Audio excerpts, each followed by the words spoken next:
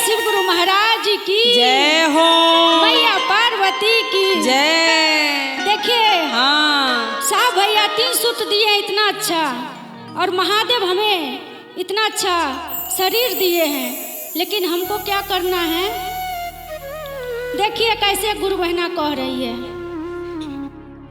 अंगना में तुलसी लगौले वाने, आ जलबो ना पटवले वाने। शिव गुरु सुंदर दहिया हो गईले बेकार, शिव चरचो ना कैले वानी हो। शिव गुरु सुंदर दहिया हो गईले बेकार, शिव चरचो ना कैले वानी हो। शिव गुरु सुंदर दहिया हो गईले बेकार, शिव चरचो ना कैले वानी हो। अंगना में तुलसी लगौले वाने, जलबो नाही धरले वानी हो। अंगना में तुलसी लगवले बानी, जलबो नागे ढवले बानी हो। शिव गुरु सुंदर दहिया हो गईले बेकार, शिव चरचो ना कैले वानी हो। शिव गुरु सुंदर दहिया हो गईले बेकार, शिव चरचो ना कैले बानी हो। जय हो।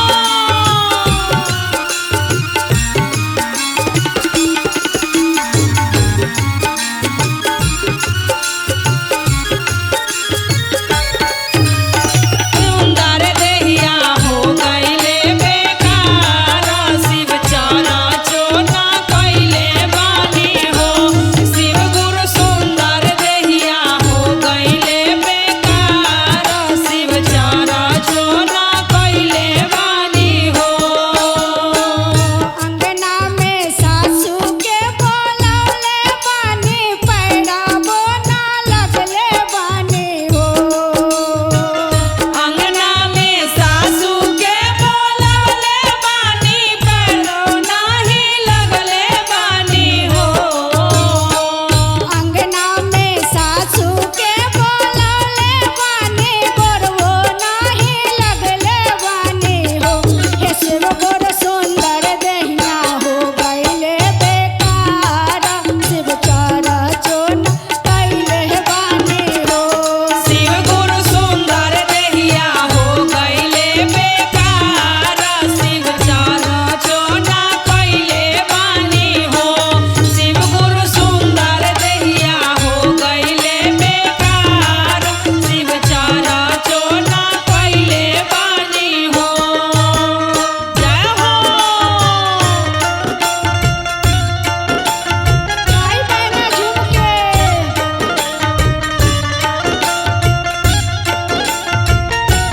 शिव गुरु सुंदर दहिया हो गईले बेकार, शिव चरचो ना कैले बानी हो। शिव गुरु सुंदर दहिया हो गईले बेकार, शिव चरचो ना कैले बानी हो। अंगना में नाना जी बोलौले बानी, खोइछाबो ना देले बानी हो। अंगना में ननदी के बोलवले बानी, कोई छोना देले बानी हो। सुंदर दहिया हो गईले बेकार, शिव चरचो ना कैले बानी हो।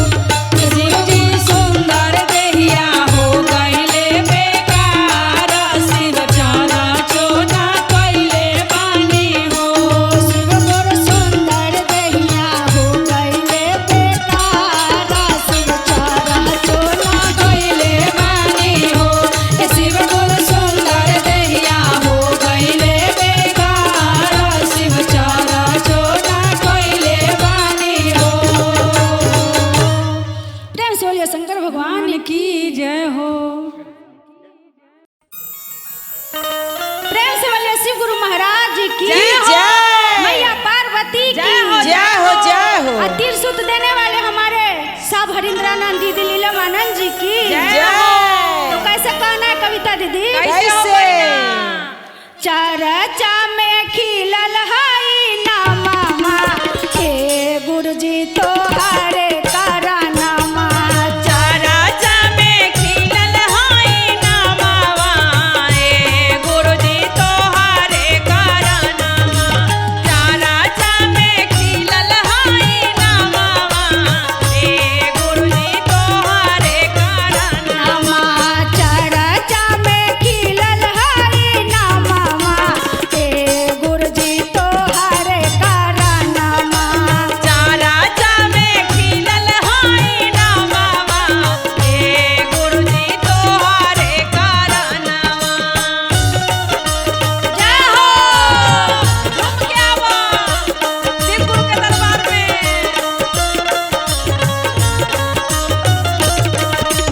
चरचा में खिलल हई नामावा हे गुरुजी तोहरे करानामा।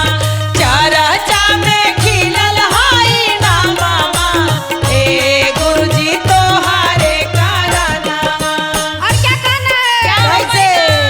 अरे हमारो गुरुजी के बड़े बड़े जटावा। बड़े बड़े जटावा हो बड़े बड़े जटावा। हमारो गुरुजी के लंबे लंबे जटावा। लंबे लंबे जटावा हो बड़े बड़े जटावा। माथावा पर दूतिया के चनामा हे गुरुजी तोहरे करानामा। अरे माथावा पे दूतिया के चनामा हे गुरुजी तोहरे करानामा। माथावा पे दूतिया के चनामा हे गुरुजी तोहरे करानामा। जय हो बोलिए शंकर भगवान की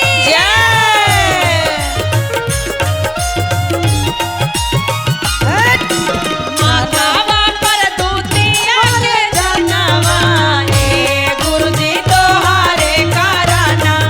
अरे माथावा पर दूतिया के चनामा हे गुरुजी तोहरे करानामा। अरे हाथावा में सोबे गुरु के तीरा सुलटा मारुआ।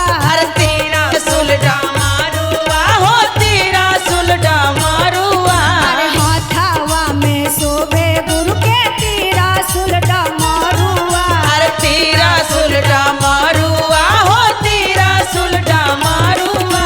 कालाबा में नागाबा के हरावा जय हो हरे करानामा। अरे गलावा में नागवा के मारावा हे गुरुजी तोहरे करानामा। अरे गलावा में नागवा के मारावा हे गुरुजी तोहरे करानामा।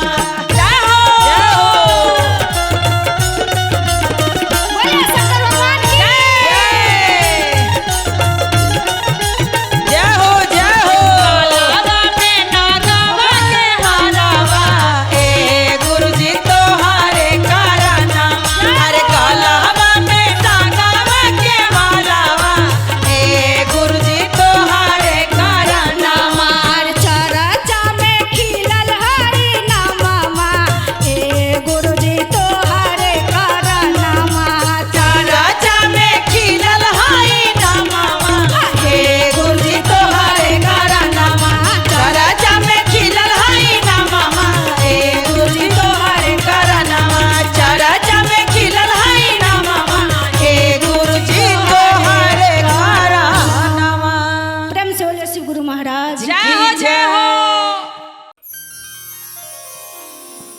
एक बार मैं फिर से अपने महेश्वर शिव को चरणों में बारंबार प्रणाम करती हूँ। मेरा प्रणाम स्वीकार हो। मैया भवानी के चरणों में प्रणाम करती हूँ। मेरा प्रणाम स्वीकार हो।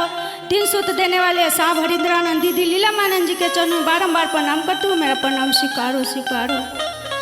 कैसे कहना है कैसे?